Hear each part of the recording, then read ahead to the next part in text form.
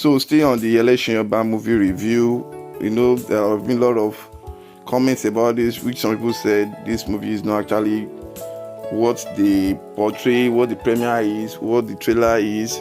They were like, some was like this movie should be much of the stage performance compared to, making this a full movie, because you see, there are a lot of songs. They sang a lot of songs inside this movie. There are not much scene in the movie. All the movie started probably in the evening to the night and probably the midnight. So it was not something that occurred in days or months.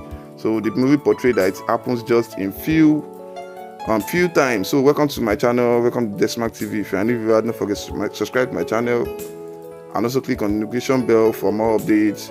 Also click on like button anytime you're checking on our content. Thank you so much. We appreciate you so much. So why ELESIN OBA should have been left as a stage play. We have just watched the highly anticipated ELESIN OBA movie that dropped on Netflix a few hours ago, and like just few days ago. It left a lot of people heartbroken for being boring. A lot of comments were online where people said it was boring. ELESIN OBA was bored. It bored us so much that we almost slept off in between. All the excitement and joy with which we started viewing was put to mud as 1 hour 36-minute drama played on. The newly released Ebony live production ELESIN OBA was translated to the King's Horseman in a film adaptation of Wole Soyinka's play Death and the Horseman. It was directed by B. Bandele. The historical drama based on actual event tells the story of ELESIN. The King's Horseman is set to perform a ritual suicide to accompany the king on his journey to the afterlife. It's just like the Abobaku that people do say then, like you have to die also with the king. Any day they are burying the king, so it's just like he's taking the king to a journey to the afterlife. So, however, he cannot complete this duty due to unavoided circumstances leading to several unfortunate events. It employs the cultural clash between the English and the Nigerians when it comes to respecting a ritual and culture. Well, of course, the Ebony live production continues to set good standard in terms of cinematography and production, but a lot of people think this piece should have been left on the stage. Should have just been a stage play. Pure Tata, the performance felt like there will be better appearance on the stage, and it lacks layers, dialogue, twists, expansion, spices, and fire. Also, it felt like the character weren't fit or well groomed for the role assigned to them. Aside from Shafi Bello, who delivered the Iyaloja excellently well, her face expression while delivering these lines made the scene more believable. The other characters, however, struggled with theirs. We didn't enjoy ODUNLADE ADEKOLA playing the horseman. Even veteran actor JIDE KOSOKO barely managed to deliver on his police officer role. Amaomi and DME Okonlawon could have done more better with their roles. Let's not even talk about the guest appearance from Joke Silva and Taiwo Ajayi.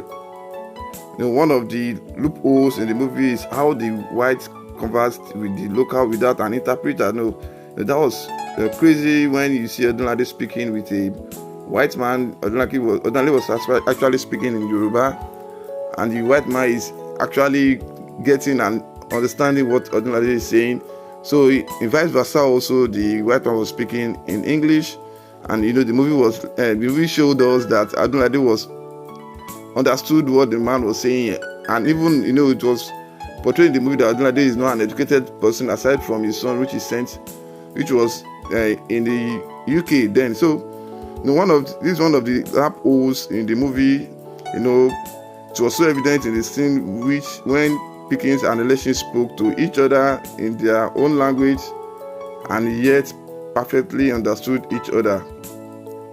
How is that possible? It looks unreal. It looks not real. Like even the Iyaloja conversed with the white man in Yoruba and they understood each other. That's something really crazy, and it looks very hard to understand. So, if you are rating this film, you'll be rating it around 4 or 5 movie, 5 over 10. Like 4 to 5 out of 10. So, there are a lot of loopholes in this movie. If this movie had been done on the stage, it should have been a movie that would have, it would have been so interesting. The songs, playing drums and on the stage will make this movie, which will interpret this movie properly compared to, having it on Netflix. People were like, they were going to, with a joy, to check the movie, like something's going to happen, something big is going to happen. When they got into the movie, the movie was boring. There were a lot of songs, there were a lot of unnecessary scene. When the ODUNLADE was about to die, it was just moving around. Someone said the issue of them staging the new marriage is just wasting of time. If you want to get married to the virgin, you can just do that ASAP, and let's see what is happening. There are a lot of things which was not actually done properly in the movie, which would have been better if it's on stage. Where the white men are putting on the masquerade attire. If this was on stage, it would be so cool if it's on stage. There are a lot of just some places that are meant not to be in the movie, but if it were on stage, it would have been perfect. There are a lot of ladies there which were not actually taking their roles very well. And the funniest place is when they were having a conversation. They were conversed with the white guy. Pickens was talking to ELESIN, that's ODUNLADE, and they were able to understand themselves very well, even with the language barrier, language issue, which was not actually, ODUNLADE is not a learned person in the movie.